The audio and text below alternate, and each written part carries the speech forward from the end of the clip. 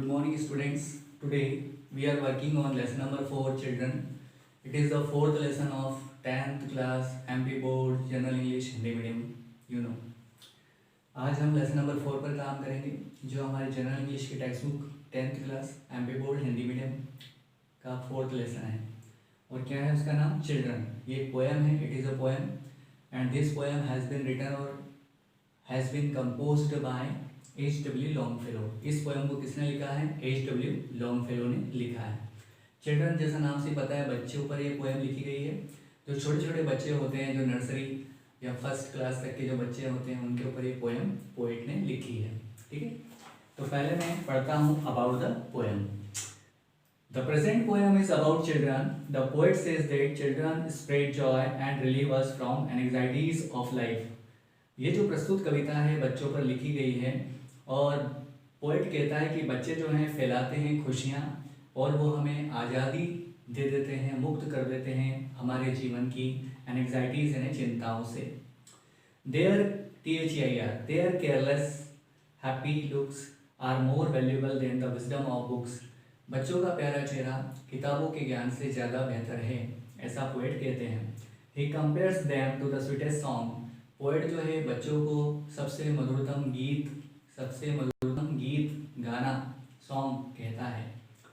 To him they are living poems. Poet के अनुसार बच्चे जो हैं वो लिविंग यानी जीवंत, जीती जागती पोएम्स यानी कविताएं हैं, यानी बच्चे जीती जागती कविताएं हैं. Everything else is lifeless. और हर कोई जो चीज़ है दुनिया में बच्चों के आगे क्या है? वो मुर्दा है, डेड है, मृत है. डेड मीन्स मरा हुआ. तो केवल बच्चों, जो छोटे छोटे बच्चे होते हैं उन्हीं के अंदर ज़िंदगी है. बाकी जो बड़े लोग हैं वो तो कब से जीना छोड़ चुके हैं. पोएट के अनुसार वो सब मरे हुए हैं. दुनिया में छोटे छोटे बच्चों के अलावा जितनी भी चीज़ें हैं वो सब क्या हैं? लाइफलेस हैं. पोएट ऐसा कहता है. हाँ, मैं नहीं कहता हूँ. So start children. There are 6 stanzas in this poem. So I want to start the first stanza. In first stanza we are getting 2 new words. पहला जो स्टेंजा है उसके अंदर हमको 2 नए शब्द मिलते हैं. पहला क्या है? परप्लेक्स. परप्लेक्स का अर्थ होता है उलझना. ये क्या है? वर्ब वर्ड है, क्रिया शब्द है. परप्लेक्स का अर्थ होता है उलझना, है ना. और वैनिश का अर्थ होता है गायब होना. ये भी क्रिया शब्द है ना, वर्ब है. ठीक है, तो फिर should I read the first stanza. तो मैं पहला स्टेंजा पढ़ूँ. Come to me O children for I hear you at your play and the questions that perplexed me have vanished quite away. इधर आओ प्यारे बच्चों, मैं तुम्हें खेलता हुआ सुनता हूँ, और जो सवाल मेरे दिमाग में मुझे उलझाए हुए थे वो सब गायब हो गए हैं तुम्हारी मुस्कुराहट देखकर. फिर से कह रहा हूँ, फर्स्ट स्टेंजा क्या है? Come to me O children. Poet जो है छोटे छोटे बच्चे उसके सामने खेल रहे हैं तो वो उनको बुलाता है और क्या कहता है? Come to me O children, इधर आओ प्यारे बच्चों. For I hear you at your play. मैं तुम्हें सुनता हूँ, मैं तुम्हारी हंसी सुनता हूँ या मैं तुम्हारी आवाज़ सुनता हूँ जब तुम खेल रहे हो. एंड द क्वेश्चंस, और सारे सवाल जिनमें मैं उलझा हुआ था, हैव वैनिश्ड क्वाइट अवे, वो सब तुमको देखकर दूर हो गए हैं, वो सब तुमको देखकर गायब हो गए हैं. यानी छोटे छोटे बच्चों को देखकर हम सब भूल जाते हैं ना हमारी सारी चिंताएं. वो बात कह रहा है फर्स्ट स्टेंजा में. कंप्लीट. सेकेंड, ये open the eastern windows that look towards the sun where thoughts are singing swallows and the brooks of morning run. अब सेकेंड स्टेंजा में पोएट जो है बच्चों को कहता है क्या? Eastern window. ईस्ट यानी क्या होती है? पूर्व दिशा. ईस्टर्न यानी पूर्व दिशा की तरफ खुलने वाली या पूर्व दिशा की तरफ. विंडोज यानी खिड़कियाँ, यानी पूर्व दिशा की तरफ जो खिड़कियाँ होती हैं. पोएट कहता है कि बच्चे क्या होते हैं? पूर्व दिशा की तरफ की खिड़कियाँ हैं, क्योंकि जैसे पूर्व से सूरज उगता है ऐसे ही बच्चे जो हैं वो सूरज की तरह हैं, या बच्चों के चेहरे पर सूरज की चमक दिखाई देती है, या सूरज के आने से जो खुशी मिलती है दुनिया को, संसार के सभी जीवित लोगों को, उसी तरह की खुशी मिलती है बच्चों के आने से हमारे सामने. फिर क्या? स्वेलो एक प्रकार का बर्ड है, एक प्रकार का पक्षी है. ठीक है, और क्या? ब्रुक्स, BROOKS, मैं लिख के बता दूंगा आपको. SWALLOW।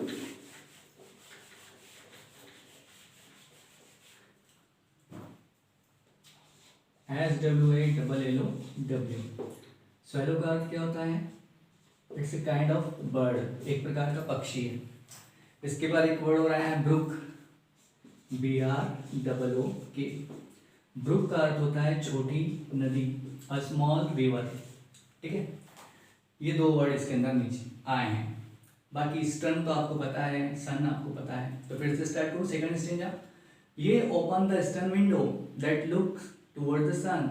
ये पूर्व की दिशा की तरफ स्थित खिड़कियां खोलो जिनसे सूरज दिखाई देता है। पोएट कहता है ये पूरब की तरफ की खिड़कियां खोलो जिनसे सूरज दिखाई देता है। Where thoughts are singing swallow, जहाँ पर विचार गीत गा रहे हैं, है ना। थॉट्स, THOUGHTS, थॉट्स का अर्थ होता है विचार। जहाँ, वेयर ने जहाँ, पॉजिटिव सेंटेंस में वेयर का अर्थ क्या होता है? जहाँ, और इंट्रोगेटिव सेंटेंस में वेयर का अर्थ क्या हो जाता है? कहाँ। तो यहाँ पे क्या पॉजिटिव सेंटेंस है, इसलिए जहाँ। ये पूर्व की तरफ की खिड़कियां खोलो जिनसे सूरज दिखाई देता है। Where thoughts are singing swallow, जहाँ पर विचार गीत गा रहे हैं, जैसे स्वेलो बर्ड गीत गाता है। And the brooks of morning run, और जैसे कोई छोटी नदी बहती है सुबह सुबह, ऐसे बच्चे दिखाई देते हैं खेलते हुए। अब फिर से बोल रहा हूँ, ये ओपन द ईस्टर्न विंडो, ये पूर्व की दिशा की तरफ खुलने वाली खिड़कियां खोलो। That look towards the sun, जहाँ से सूर्य दिखाई देता है। Where thoughts are singing swallow, जहाँ पर विचार गीत गाते हैं किसी स्वेलो बर्ड की तरह। And the brooks of morning run, और सुबह सुबह जैसे कोई छोटी नदी बहती है, ऐसे ये बच्चे दिखाई देते हैं। अब देखिए, इसको ऐसे समझिए, बच्चे कितने चंचल होते हैं, भागते फिरते हैं ना, जैसे कोई नदी हमेशा बहती रहती है ना। तो उसी तरह से बच्चे भी क्या होते हैं, हमेशा एक्टिव रहते हैं। तो इसलिए बच्चों को उसने क्या कहा है? द ब्रुक, यानी छोटी नदी कहा है। और बच्चे छोटे ही होते हैं तो छोटी नदी कहा है। फिर क्या, बच्चों को वो सूरज कहता है। जैसे सूरज के आने से सबको खुशी मिलती है, ऐसे ही बच्चों के मुस्कुराने से जो भी उसे बंदा देखता है, जो भी व्यक्ति उसे देखता है, उसे खुशी मिलती है। तो फिर से समझा सेकंड स्टेंजा, क्योंकि ये पोएम है ना, ये स्टोरी नहीं 1 मिनट में समझ में आ जाएगा आपको। ये एक भाव है, इमोशन है पोएट का। हालांकि छोटे बच्चों को आप जब भी देखेंगे अब आप, तो आपको ये पोएम याद आएगी। तो सेकंड स्टेंजा फिर से, द पोएट सेज, कवि कहता है कि ये ओपन द ईस्टर्न विंडो, पूर्व की तरफ की खिड़कियां खोलो। That look towards the sun, जहाँ से सूरज दिखाई देता है। Where thoughts are singing swallows, जहाँ पर विचार गीत गाते हैं किसी पक्षी की तरह। And the brooks of morning run, जैसे कि कोई छोटी नदी सुबह सुबह बहती दिखाई देती है, ऐसे ही ये बच्चे दिखाई देते हैं। इनके चेहरे पर सूरज की चमक है, और ये इतने ही एक्टिव हैं, इतने ही क्रियाशील हैं, इतने ही चंचल हैं, जैसे कि कोई बहती हुई छोटी सी नदी। ये था आपका second stanza. Third, in your heart the birds and the sunshine, in your thoughts the brooklets flow, but in mind is the wind of autumn. Okay, and the first fall of the snow. It's a third stanza, in your heart the birds and the sunshine. अब third stanza में poet जो है कहता है कि बच्चों के हृदय में, बच्चों के हार्ट में क्या है? बर्ड्स हैं, मतलब बर्ड्स की सिंगिंग है, the voice of the birds हैं, और the songs of the birds हैं, और सनशाइन यानी धूप है। थर्ड स्टेंजा में पोएट ये कहता है कि बच्चे जो होते हैं उनके दिलों में, उनके हृदयों में, उनके हार्ट्स में पक्षियों के गीत हैं और सूरज की चमक है। सनशाइन यानी सूरज की चमक या धूप। In your thoughts the brooklets flow, वापिस से ब्रुकलेट्स, ब्रुकलेट का अर्थ भी क्या होता है? वही ब्रुक, छोटी नदी। तुम्हारे विचारों में एक नदी का बहाव है। तुम्हारे विचारों में, छोटे छोटे जो बच्चे होते हैं उनके विचार जो होते हैं वो नदी की तरह तेज बहते हैं, या तेजी से बच्चे सोचते हैं, हमेशा मान लें। तो छोटे बच्चों के विचार कैसे होते हैं? नदी के बहाव की तरह तेज होते हैं। But in mind, MIND, mind है मेरा, but in mind is the wind of autumn. Poet जो है बड़ी उम्र का है, तो कहता है कि मेरे विचार जो हैं वो तो ऑटम यानी पतझड़ की तरह हैं। अब आपको पता है ऑटम एक सीजन होता है, AUTUMN,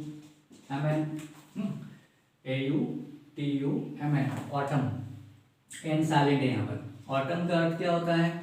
तो ऑटम का अर्थ होता है पतझड़,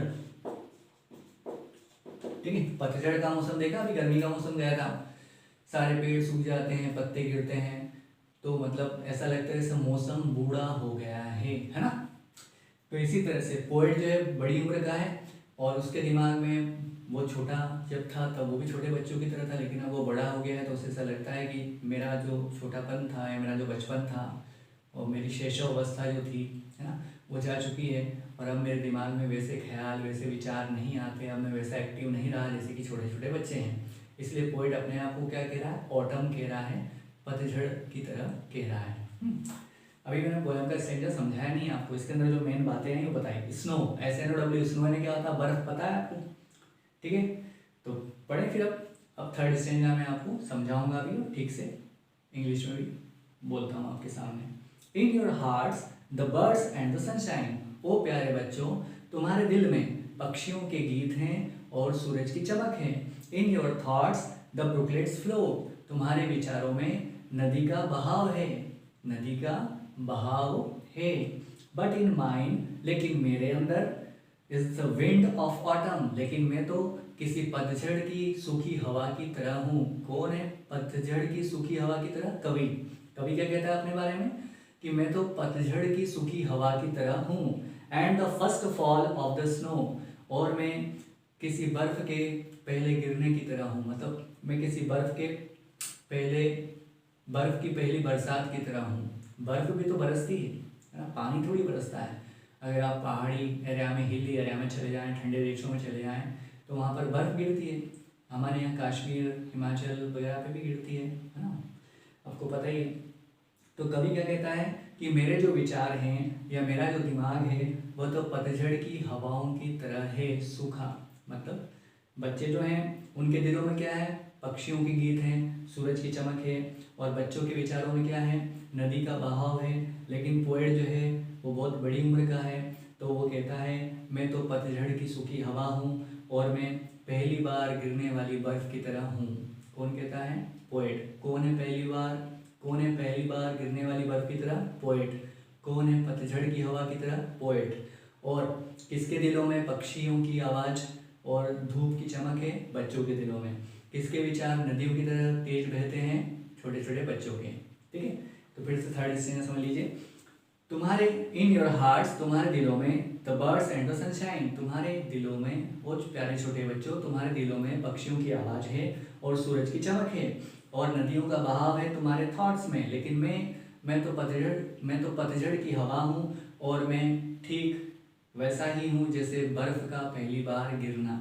ठीक है, third stanza complete. Fourth, come to me all children and whisper in my ear what the birds and the winds are singing in your sunny atmosphere. अब देखिए, जो हमारा फोर्थ स्टेंजा है उसके अंदर जो नए वर्ड आए हैं वो तो मैं आपको बता देता हूँ, एक दो लिखना पड़ेंगे, पर देखिएगा। Now we are at fourth stanza, whisper, WHISPER।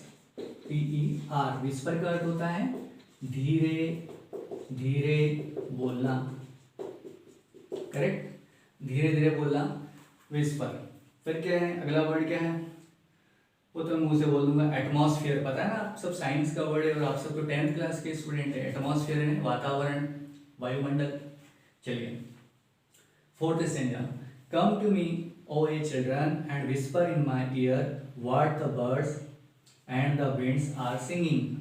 ओ प्यारे बच्चों, इधर आओ और कहो, धीरे से बोलो मेरे कान में, व्हाट द बर्ड्स, कि क्या पक्षी, and the winds are singing, कि पक्षी और हवा कौन सा गीत गा रहे हैं, मेरे कानों में आकर बोल दो। इन योर सनी एटमॉस्फेयर, तुम्हारे धूप से भरे माहौल में या तुम्हारे धूप से भरे वातावरण में।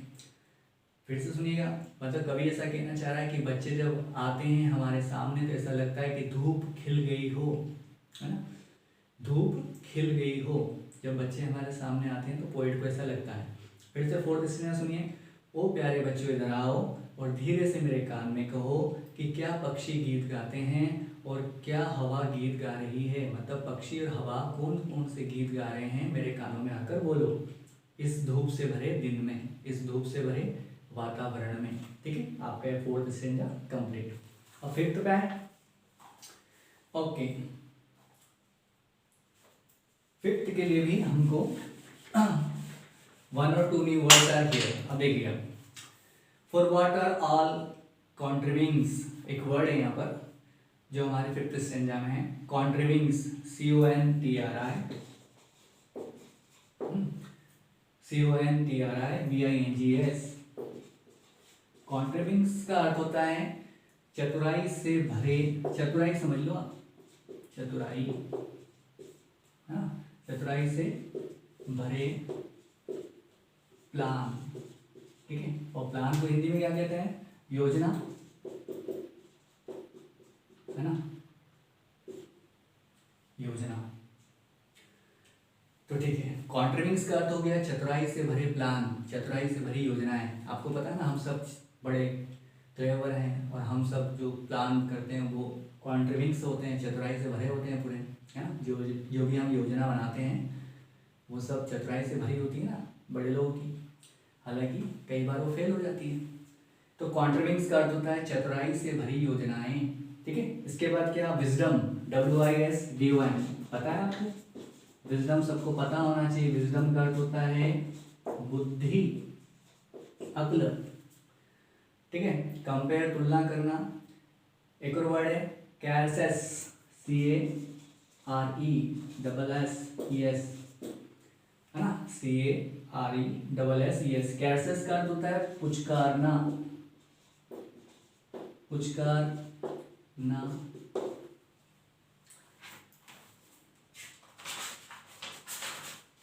ओके, कैरसेस, जेंटल टच और किस,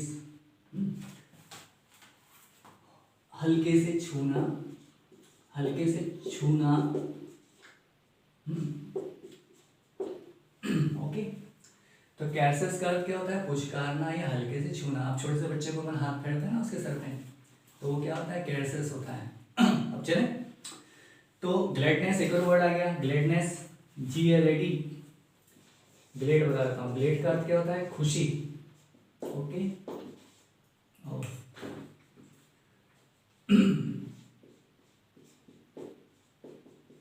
ओके, ग्लेड का अर्थ क्या होता है? खुशी। तो ग्लेडनेस यानी खुशी से भरा, खुशी के साथ। तो अब fifth stanza, for what are all our contrivings, for what are all our contrivings and the wisdom of our books.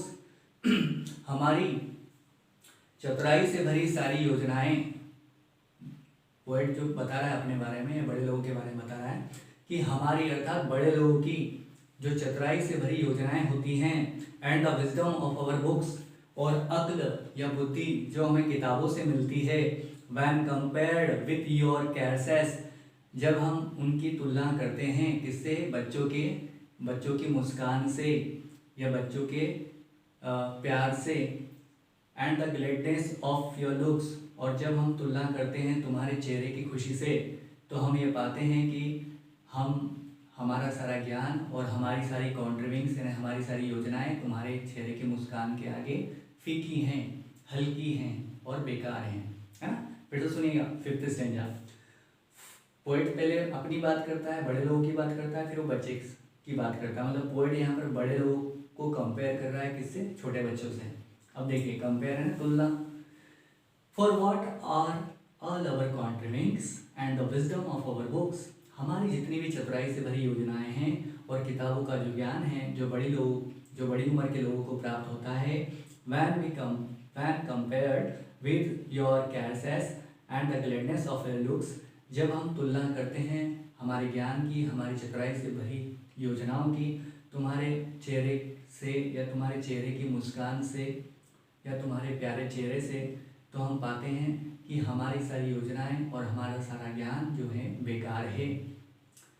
अब sixth stanza, ye are better than all the ballads that ever were sung or said, for ye are living poems and all the rest are dead।